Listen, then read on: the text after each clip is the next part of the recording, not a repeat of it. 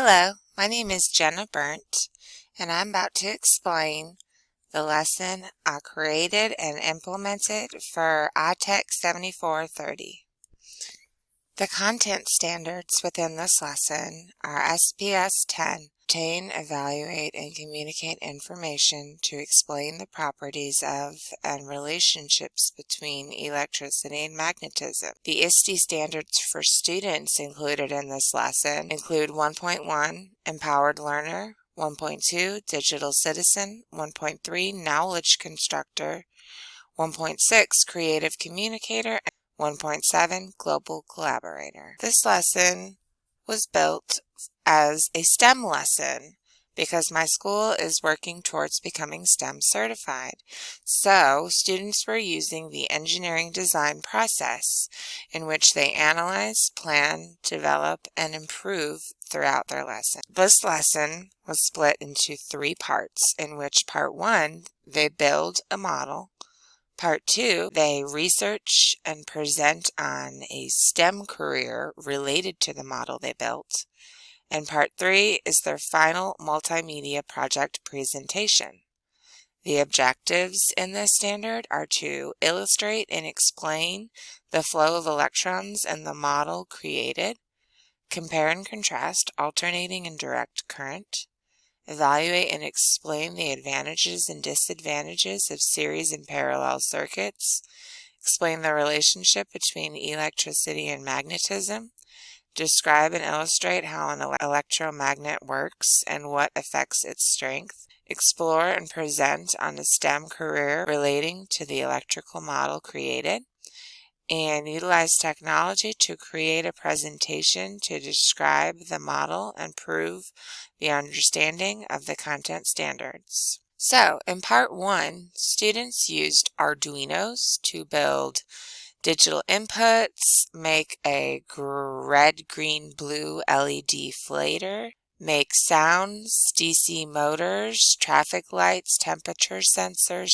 shift registers, LCD displays, stepper motors, and etc. Here are some photos of some of the Arduinos that were put together by students. This was a moisture sensor. In part 2 of the project, students chose 3 STEM careers relating to the electrical model that they built, and they researched those careers. They dressed up as those occupations and created a video. Some of them made skits, some of them did interview style, some of them did documentary type videos. And using different softwares such as Animatica and Microsoft Video Editor, they filmed, edited their video, and uploaded them to our learning management platform, Schoology, for all of us to view. In part 3 was the final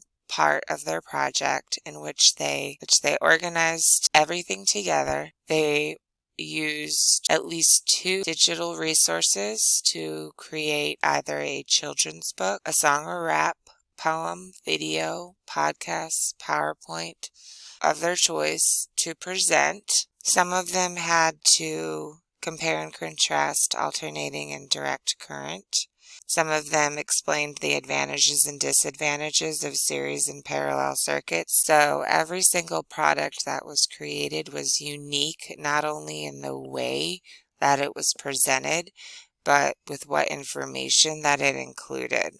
So this project was very diverse and allowed for a lot of choice. Some of the different digital internet tools that ended up being utilized by students include Screencast-O-Matic, Audacity, Animatica, iMovie, Microsoft Word, PowerPoint, OneNote, Paint 3D, Sway, Microsoft Video Editor, YouTube, Prezi, Quizzes, and Arduino software. I incorporated multiple research-based learning strategies based on best practices within this project-based lesson. Higher order thinking skills are required as students have to research, build a model, create a presentation, and utilize technology. Students collaborated with each other while they customized their learning based on ability and learning style. I differentiated the content content by giving students a plethora of choices to work throughout all parts of the lesson, from what they wanted to build, what STEM career they wanted to research, and what technology they wanted to utilize. As a result of developing this project, I learned that it is best to build complex projects in several stages over an extended period to allow for reflection and to reduce stress. From this experience, I would love to communicate with and train my colleagues on how to create and utilize project-based learning in the classroom. I feel confident in being able to describe how project-based learning can incorporate STEM and/or multidisciplinary projects for in-person or virtual learners. It is very important to give students ample time to learn how to utilize all the technology platforms being used. Direct instruction with practice and/or tutorial how-to videos may be beneficial for students.